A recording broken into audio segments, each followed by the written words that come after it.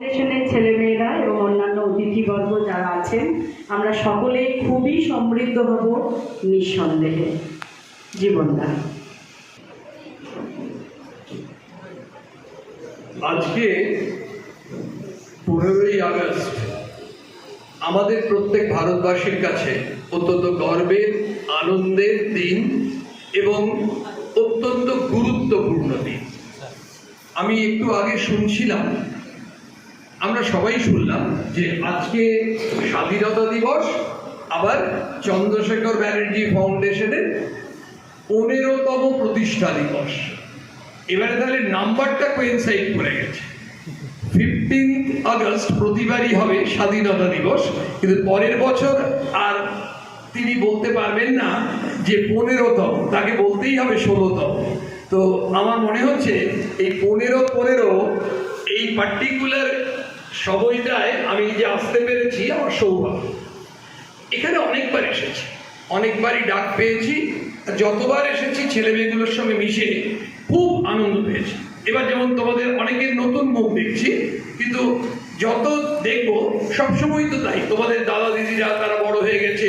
আমি একটু আগেই শুনছিলাম যে এই যে সাজসজ্জা যা করেছে, আমাদেরই একজন ভাই এখান থেকেই পড়াশোনা করেছে, সে এখন ওটা তার পেশা, আমি এসে শুনলাম। তো প্রথমেই বলি এই যে আমাদের তোমাদের রূপা মিস অত্যন্ত তোমাদেরকে আদর করেন, স্নেহ করেন, এবং অন্যান্য টিচার স্যাররা ম্যামরা যারাই আছেন, এরা প্রত্যেকেই কিন্তু আমার সঙ্গে খুব ঘনিষ্ঠ সম্পর্ক। আমি তাদেরকে দেখতে পেয়ে খুব ভালো লাগছে। সবাই সবসময় দেখা হয় না। আমি সবাইকে একটা অনুরোধ করব, আমরা দুর্গাপুজোর সময়, সরস্বতী পুজোর সময় পুষ্পাঞ্জলি মন্ত্র উচ্চারণ করি। সত্য কথা, অনেকেই পুষ্পাঞ্জলি মন্ত্রের অর্থ যায়, উচ্চারণ করি এবং সেটা যান্ত্রিক উপায়। আজকে এখন একটা মন্ত্র উচ্চারণ করবো আমরা সবাই, সেটার নাম স্বদেশ মন্ত্র। এটার অর্থ আমরা বুঝব উচ্চারণ করতে করতে। আমি সবাইকে অনুরোধ করব, অবশ্যই যাদের বয়স হয়েছে তারা হয়তো অতটা জোরে বলবেন না, ইয়াং ছেলেমেয়েরা একদম তোমার উদাত্ত কণ্ঠ, আমি একটু বলবো, পড়বো, সবাই বলবে, আবার একটু বলবো, হয়তো 4 মিনিট লাগবে, 4.5 মিনিট লাগবে। স্বামী বিবেকানন্দের স্বদেশ মন্ত্র আজকের দিনে বড় সিগনিফিক্যান্ট, বড় বেশি প্রয়োজন এমন একটি মন্ত্র। মহাষ্টমীর দিন পুষ্পাঞ্জলি মন্ত্র নিশ্চয়ই উচ্চারণ করবো, সেটা ভালো। আর আজকের দিন সব থেকে মজার ব্যাপার, যদি প্রতিটি দিন কেউ এই স্বদেশ মন্ত্র পাঠ করতে পারে, তার ভেতরটা পরিবর্তন হয়ে যাবে। বাইরে কি পরিবর্তন হবে আমি জানি না। আমি শুরু করছি, তারপরে আলোচনায় আসে যাবে। হে ভারত, বলে তো ভালো,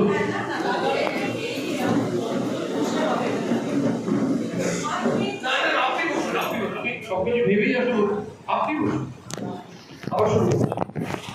হে ভারত, এই পরানুবাদ, পরানুকরণ, পরমুখাপেক্ষা, এই দাস সুলভ দুর্বলতা, এই ঘৃণিত জঘন্য নিষ্ঠুরতা, এই মাত্র সম্বলে তুমি উচ্চাধিকার লাভ করিবে। এই লজ্জাকর কাপুরুষতা সহায়ে তুমি বীর ভোগ্যা স্বাধীনতা লাভ করিবে। হে ভারত, ভুলিও না তোমার নারী জাতির আদর্শ, সীতা, সাবিত্রী, দময়ন্তী, ভুলিও না তোমার উপাস্য উমানাথ, সর্বত্যাগী শঙ্কর, ভুলিও না তোমার বিবাহ, তোমার ধন, তোমার জীবন ইন্দ্রিয় সুখের, নিজের ব্যক্তিগত সুখের জন্য নহে। ভুলিও না তুমি জন্ম হইতেই মায়ের জন্য বলি প্রদত্ত। ভুলিও না তোমার সমাজ সে বিরাট মহামায়ার ছায়া মাত্র। ভুলিও না নিজ জাতি মূর্খ দরিদ্র অজ্ঞ মুচি মেথর তোমার রক্ত তোমার ভাই হে বীর সাহস অবলম্বন করো সদর্পে বলো আমি ভারতবাসী ভারতবাসী আমার ভাই বলো মূর্খ ভারতবাসী দরিদ্র ভারতবাসী ব্রাহ্মণ ভারতবাসী চণ্ডাল ভারতবাসী আমার ভাই তুমিও কোটিমাত্র বস্ত্রাবৃত হইয়া সদর্পে ডাকিয়া বলো ভারতবাসী আমার ভাই ভারতবাসী আমার প্রাণ ভারতের দেব দেবী আমার ঈশ্বর ভারতের সমাজ আমার শিশু সজ্জা আমার যৌবনের উপবন আমার বার্ধক্যের বারাণসী বলো ভাই ভারতের মৃত্তিকা আমার স্বর্গ ভারতের কল্যাণ আমার কল্যাণ আর বলো দিন রাত হে গৌরীনাথ হে জগদম্বে আমায় মনুষ্যত্ব দাও মা আমার দুর্বলতা কাপুরুষতা দূর করো আমায় মানুষ করো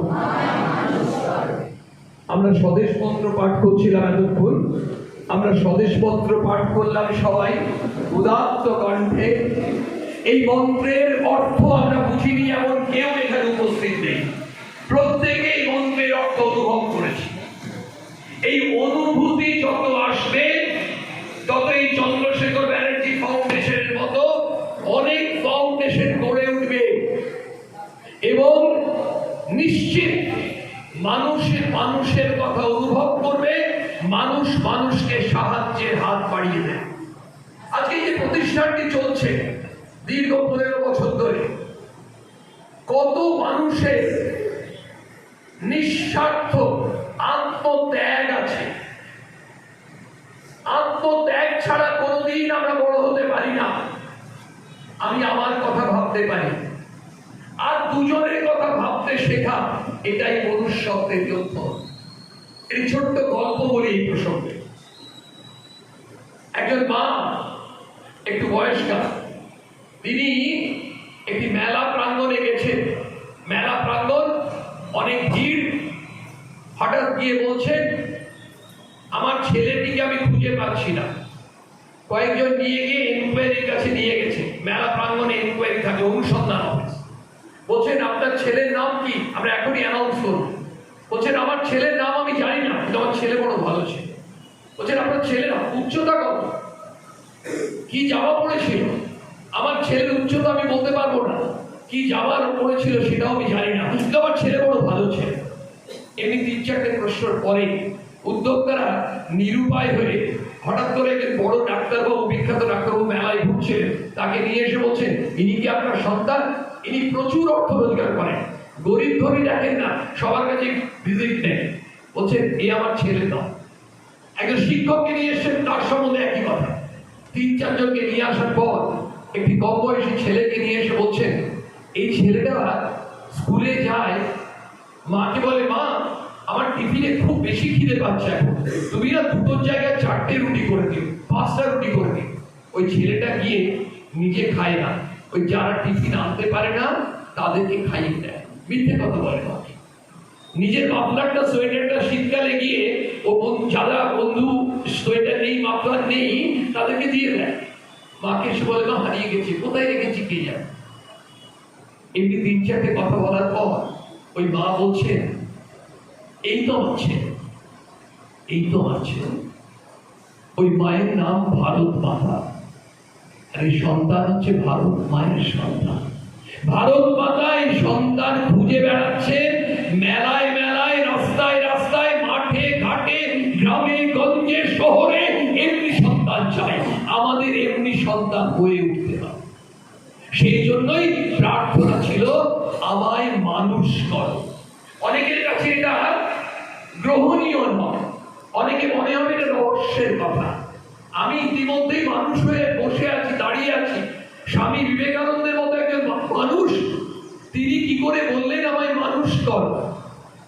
যদি তাই হয়, যখন ট্রেনের বন্দে ভারত ট্রেনটা নতুন বেরোলো, মালদার কাছে পাথর মেরে ভেঙে দিচ্ছে, নৃশংসভাবে মহিলাদের অত্যাচার করছে, গরিব মানুষদেরকে অত্যাচার করছে, সমাজে বিভিন্ন জায়গায় যে সমস্ত নেতিবাচক ঘটনা ঘটছে, আমরা কি একবারও বলি এটা মানুষের কাজ? আমরা বলি এটা মানুষের কাজ নয়। তাহলে শত বিরোধী কথা হোক, যারা করছে তারা মানুষ তো? ইয়েস, তারা আকৃতিতে মানুষ। প্রকৃতিতে মানুষ হলে কখনো এই কাজ করতে পারবে না, কারণ এই কাজ করতে গেলে বিবেককে দংশন। এই যে বিবেক দংশন করছে না যার মধ্যে, তার মধ্যে মনুষ্যত্বের অভাব। সেই জন্য প্রার্থনা, আমায় বাড়ি দাও, আমাকে দামি গাড়ি দাও, আমাকে একটা বড় প্রপার্টির মালিক করে দাও, তা নয়, আমায় মনুষ্যত্ব দাও। তার মানে বাড়ি থাকবে না একবার বলেনি। যার যে মানুষ প্রকৃত, তার গাড়ি থাকতেই পারে, কিন্তু যার গাড়ি আছে সে প্রকৃত মানুষ হবে কোনো অর্থ নেই। আমরা যখন কোনো ডাক্তারবাবু চেম্বারে যাই, কর্পোরেট হাসপাতালে যাই, আমরা কেমন চিত্র, আমি একটি ঘটনা বলি, সত্য ঘটনা, গল্প নয়। কলকাতার একটি কর্পোরেট হাসপাতাল, নাম বলছি না, সেখানে একজন খুব গরিব মানুষ চিকিৎসার জন্য ঢুকেছে। একজন ডাক্তারবাবু তার চেম্বারে বসিয়ে মোটা ভিড় যা দেওয়া নিলেন, তারপরে প্রেসক্রিপশন করে বলছেন এই টেস্ট করতে হবে এবং পারলে 2-1 দিনের মধ্যেই হাসপাতালে করে নিন। উনি কাঁদতে কাঁদতে বেরিয়ে আসছেন, তার পয়সা নেই তো। তখন একজন মানুষ, তিনিও ডাক্তার, তিনি হাসপাতালে ঢুকছেন, তিনি হাসপাতালেরই ডাক্তার, তিনি ওই গরিব মানুষটির চোখের জল দেখতে পেয়ে বলছেন, আসুন আসুন আমার সঙ্গে চলুন। উনি হাত ধরে তার চেম্বারে নিয়ে গেলেন। তার চেম্বারে নিয়ে বললেন, কি হয়েছে আপনার? আমি তো জানি না, আমি বলেছিলাম। প্রেসক্রিপশনটা দেখলেন, ডাক্তারবাবু 2-3 মিনিট পরীক্ষা করে বললেন, আপনার কিছুই হয়। একটা ছোট্ট ওষুধ লাগবে, উনি ড্রয়ার থেকে বার করে দিয়ে দিলেন। সিসিটিভির যুগ, বিভিন্ন ভাবে খবর চলে গেল, কর্পোরেট হসপিটালের ম্যানেজমেন্ট তাকে ডেকে পাঠালেন। ডাক্তারবাবু জানেন কি হবে, উনি রেজিগনেশন লেটারটা টাইপ করলেন, উনি খামে করে নিয়ে ঢুকলেন। বলেন, আপনি যদি এমনি করেন এই হাসপাতালে আপনার চাকরি থাকবে না। বলতে, সরি, আমি চাকরি করবো না, please accept it. Resignation letter দিয়ে দিলেন। এই মানুষ আছে সমাজে, না হলে ভারতবর্ষ, যে কোনো দেশ, যে কোনো সমাজ মুখ থুবড়ে পড়ে যাবে। ইয়েস, ভালো মানুষ না থাকলে এই ফাউন্ডেশন চলছে কি করে? কত ভালো মানুষ আপনারা সাহায্যের হাত বাড়িয়ে দেন, আমি শুনি, আমি ওনার কাছে শুনি।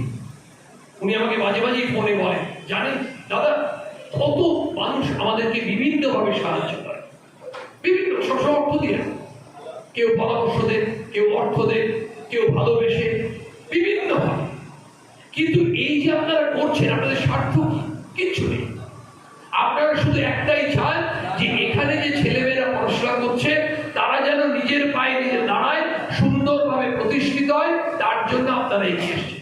আমি তো অনুরোধ করব, সকলকে অনুরোধ করবো, নিজেকে, যে আমাদের পক্ষ থেকে যদি কিছু করা সম্ভব হয় এই ফাউন্ডেশনে, নিশ্চিতভাবে আমরা করার চেষ্টা করব।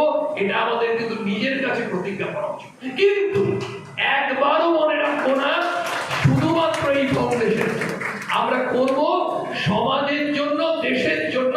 কারণ আমরা জন্ম থেকে, তোমরা কেউ বলতে পারবে, যখন মন্ত্রটা উচ্চারণ করছে, তুমি জন্ম হইতে বলে একটা বলা হয়েছে, কেউ বলতে পারবে? এই যে মন্ত্র, এটা আমরা উচ্চারণ করিনি, এটা হৃদয়ে নিয়েছি। পুষ্পাঞ্জলির পরে একজন কেউ জিজ্ঞেস করো, কেউ বলতে পারবে কি হয়েছে। আর্ধেক কথা শুনতেই পাই না প্রয়োগ বসায়, বলা তো পরের কথা, অর্থ তো পরের কথা। এই মন্ত্রটা মনে হচ্ছে না রোজ একবার করে পড়বো, মানে ভেতরটা। আজকে সকালে এক জায়গায় যখন প্রোগ্রাম ছিল, যখন পড়লাম, পরে ভদ্রলোক, তিনি মুদিখানার দোকান চালান, তিনি আমার সাথে দেখা হলো, বলছে, জানেন আমার গায়ের লোমটা উঠে যাচ্ছিল, এত ওনার ফিলিংটা উনি বলে ফেললেন। বলেন, এগুলো আমরা করতে পারি না। Yes, we must do it. তুমি জন্ম হইতে মায়ের জন্য বলি প্রভু, কে মা? আমাদের গর্ভধারিণী মা আছে, এই মা বলতে দেশ, দেশও মাতৃকার জন্য। তোমাকে প্রত্যেকে বলি প্রদত্ত সুভাষ বোস করেছে, কি মহাত্মা গান্ধী করলে, কি দেশবন্ধু চিত্তরঞ্জন করলে, কি যত দেশ নায়কের কথা বলবো, অবাক কাণ্ড। আমি একটা ঘটনা শেয়ার করি যে আমাদের কেমন স্বামী বিবেকানন্দ উদ্বুদ্ধ করতে পারেন। একটা ঘটনা 1910 সম্ভবত, সালটা ভুল বললাম না, প্রেসিডেন্সি জেল, বিপ্লবীর নাম কানাইয়া, দুর্দর্শ বিপ্লবী। তাকে কন্ডেম সেলে নির্জন কক্ষে বন্দি করে রাখা হয়েছে। তার দুদিন পর তার ফাঁসি হয়। সেই কানাইলাল ওই জেলে বসে উদাত্ত কণ্ঠে, আমরা উচ্চারণ করছি স্বামী বিবেকানন্দের বই থেকে, জোরে জোরে পড়ছে, আরো কয়েদিরা এদের শুনতে পায়। ওই সাহেব সুপার জেলার তিনি এসে বলছেন, কি করছো, কি জোরে জোরে কি বলছো? কেন সাহেব, তুমি বুঝতে পারছো না? তোমাদের ভাষাতেই তো পড়ছি, ইংরেজি ভাষাতেই পড়ছিলেন। বলছেন, এগুলো তোমাদের দেশে গিয়ে আমাদের স্বামী বিবেকানন্দ বলে এসেছে। তারপরের দিন ফাঁসি, ফাঁসির আগের দিন ওজন নেওয়া হয়। কানাইলালের 16 পাউন্ড ওজন বেড়ে গেছিল। তারপর উনি যখন ফাঁসির মঞ্চে যাচ্ছেন, বর যেন মালাটা গলায় পড়ছে, এইভাবে ফাঁসির দড়িটা গলায় পড়ছে, এবং যখন পড়ছেন তারপর চোখটা বন্ধ করলেন। ওনার ফাঁসি ঠিক পরেই ওই পুলিশরা জিজ্ঞেস করছে এদেরকে, তোমাদের মধ্যে আর কজন কানাইলাল আছে? ওদের বলতে পারবো না স্যার, উনি মারা গিয়ে আমাদের প্রত্যেককে কানাইলাল করে দিয়েছে। এই কানাইলাল আমাদের তখনও ছিল, এখনো আছে। আমাদের মনের মধ্যে ওই সাহসিকতা রাখতে হবে। দুটো জিনিস মূল, একটা হচ্ছে আমি মানুষ হব কেমন, আমি আমার জন্য বাঁচব না, সকলের তরে সকলে আমরা, প্রত্যেকে আমরা পরের তরে। তোমরা বড় হচ্ছ, তোমরা অনেক বড়, বয়সের দিক দিয়ে, হৃদয়ের দিক। এই হৃদয়টা যত বড় হবে, আমরা তত সত্যিকারের বড়। এই যে মানুষটা যে কথাগুলো বলছে, তিনি হৃদয় থেকে অনুভব করে ভারতবর্ষের মানুষের জন্য কেঁদেছে, লিটারেলি কেঁদেছে, তার যা ক্ষমতা তাই করেছে। কিন্তু অনেক স্লোগান আমরা শুনি, সেই স্লোগানগুলো যদি মানুষের মনের মধ্যে কাজ না করে, তাহলে স্লোগান ভাপা। মানুষের মনের মধ্যে দাগ কাটা মানে তিনি আচরণ করেন, তার কথা মানুষের হৃদয়ে গিয়ে স্পর্শ। আমাকে নিজেকে মানুষ হতে হবে। আমি কাউকে বলতে পারবো না তুমি মানুষ হও, কেন বলবো? আমি নিজেকে মানুষ হই, আমাদের মানুষ হতে হবে। একটা বেড়ালের বাচ্চা, কুকুরের বাচ্চা জন্ম থেকেই বেড়াল বা কুকুর থাকে। মানুষের বাচ্চা জন্ম থেকে মানুষ হয় না, তাকে মানুষ হতেই হয়। মানুষ হয়ে ওঠার জন্য কোনো কারখানা নেই। এটা স্টিল ফ্যাক্টরি নয়, সুগার ফ্যাক্টরি নয়। এই ফ্যাক্টরি আমাদের এই চন্দ্রশেখর ফাউন্ডেশনই একটা মানুষ তৈরির কারখানার কাজ করতে পারে। যখন টিচাররা পড়াচ্ছে, তোমাদেরকে বিভিন্ন ভাবে তারা তৈরি করতে চাইছে, কি তোমরা যাই করো স্বার্থপর হোক না, কিন্তু প্রথম কথা, আমরা যাই হই না কেন, আমরা যেন স্বার্থপর না হই। চাচা আপন যান বাঁচা, এটা যেন আমাদের প্রিন্সিপাল না হয়, নাম্বার 1। নাম্বার 2, আমরা জীবনে যতদিন থাকবো, এই জগতে প্রত্যেকে কিছু না কিছু করবো দেশের জন্য। তুমি বলবে, আমি তো থাকি উখড়ায়, আমি থাকি ময়রায়, আমি থাকি অন্ডালে, আমি ভারতবর্ষের জন্য কি করবো? উখড়া, ময়রা, অন্ডাল কি ভারতবর্ষের বাইরে? যিনি তামিলনাড়ুতে আছে, যিনি চেন্নাই আছে, তিনি চেন্নাই বসে কাজ করুন।